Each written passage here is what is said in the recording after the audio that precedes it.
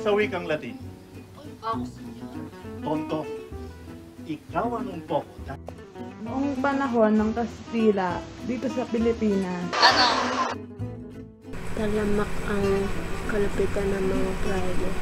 Ang mga praile ang dapat nasusunod dahil sila ang nagmamay-ari ng iba't ibang paaralan. Ngayon, makakalimutan mo na ang umpoko. Tsaka yung mga may kaya lang yung nakapag-aral. Ang nakakapasok lang sa paaralan yung mga mayayaman.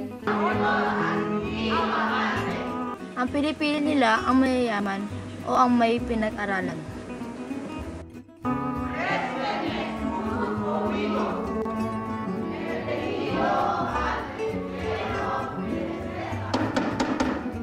Tsaka noon yung mga pari yung naging guro nila.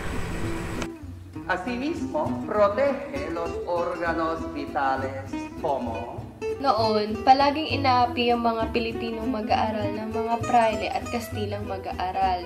Fernando, levántate, por favor. Tú, párate, aquí. Kaibang magkaiba ang trato ng mga praile sa estudyante nilang Espanyol at sa mga Pilipino. ¿Qué podéis decir sobre la diferencia? Inaapi. ¿Acaso este indio tiene menos huesos que Fernando? Inaasar. yung tingin sa kanila mga mangmang or walang alam, Esto quiere decir que somos superiores a los Filipinos. nilalait sila sa harapan ng klase. Na didiscriminate sila. Ganun. Ang mga mag-aaral noon at ngayon.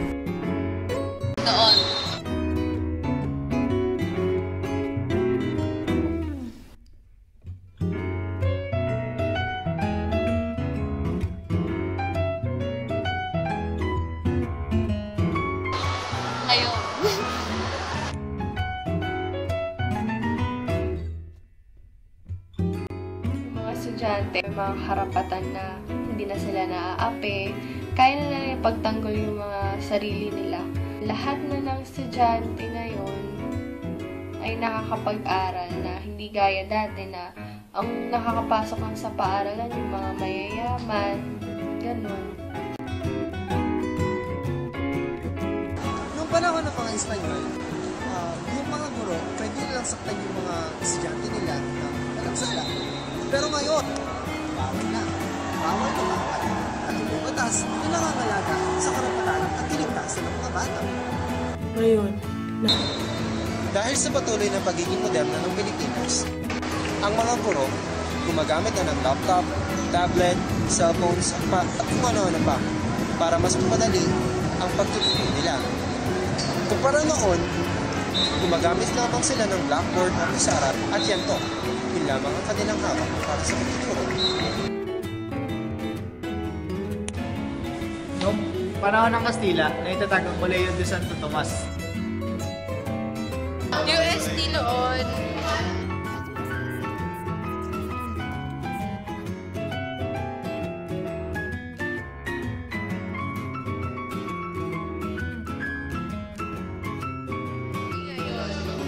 Nila ngayon bilang Universidad ng Santo Tomas.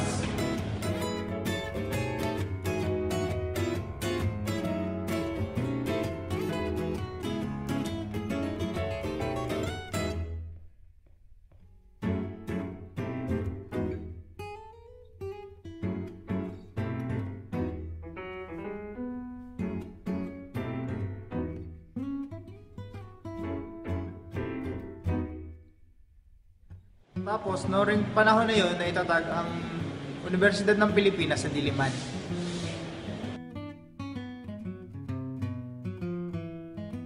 UP noon.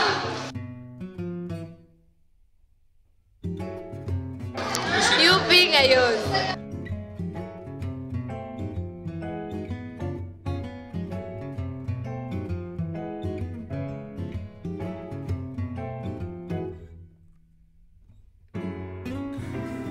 Kung ako daw ang papipiliin, ano daw mas gusto ko? Edukasyon noon o yung ngayon? Siyempre, mas pipiliin ko yung edukasyon ngayon. Hi. Kung ako yung pagpipilian, mas gusto ko yung ngayon. Mas gusto ko yung way ng edukasyon ngayon compare noong panahon ng Kastila.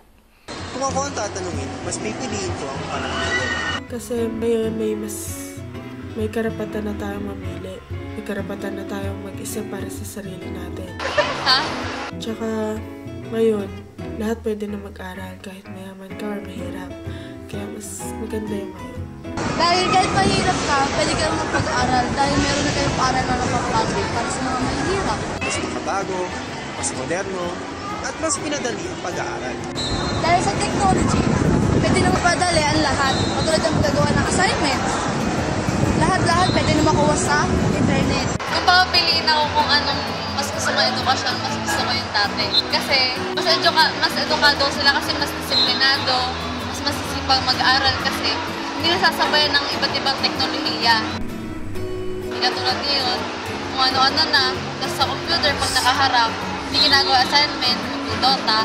Kaya kailangan pag-igihan natin pag-aaral kasi mas swerte tayo ngayon. Kasi malaya na tayo nakakapamili. Kaya aral tayo.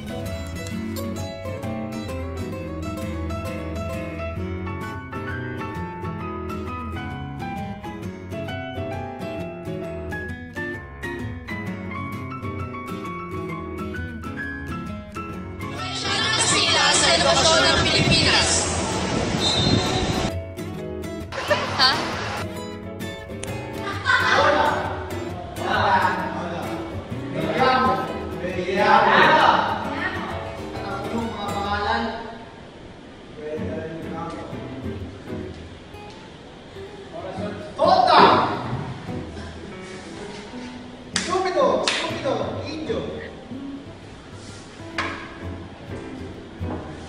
Ikaw, Mr. Espanyol.